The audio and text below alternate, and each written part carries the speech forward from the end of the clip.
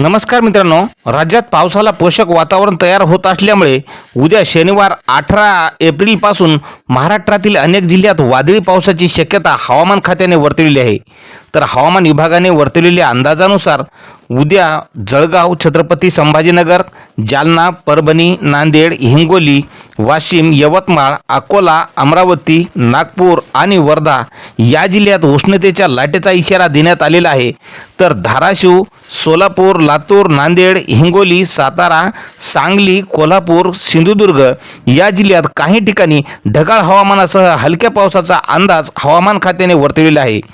तर रविवारी सुद्धा विदर्भ वगळता राज्यातील इतर भागात पावसाची शक्यता वर्तवण्यात आलेली असून नांदेड, लातूर, धाराशिव, सोलापूर, सांगली, सातारा, कोल्हापूर आणि अहिल्यानगर तसेच नाशिक, जळगाव, धुळे, नंदुरबार या जिल्ह्यात काही ठिकाणी वादळी वाऱ्यासह पावसाचा अंदाज वर्तवण्यात आलेला आहे.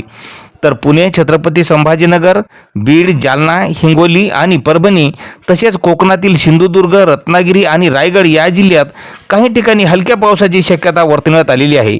तर विदर्भातील अकोला आणि अमरावती या दोन जिल्ह्यात उष्णतेच्या लाटेचा इशारा हवामान खात्याने वर्तवलेला आहे. तर मित्रांनो, सोमवारी आणि मंगळवारी सुद्धा राज्यातील अनेक भागात पावसाचा अंदाज असून विदर्भ आणि मराठवाडा तसेच मध्य महाराष्ट्र आणि कोकणातील बहुतांश सर्व जिल्ह्यात सोमवारी आणि मंगळवारी वादळी पावसाचा इशारा हवामान खात्याने दिलेला आहे.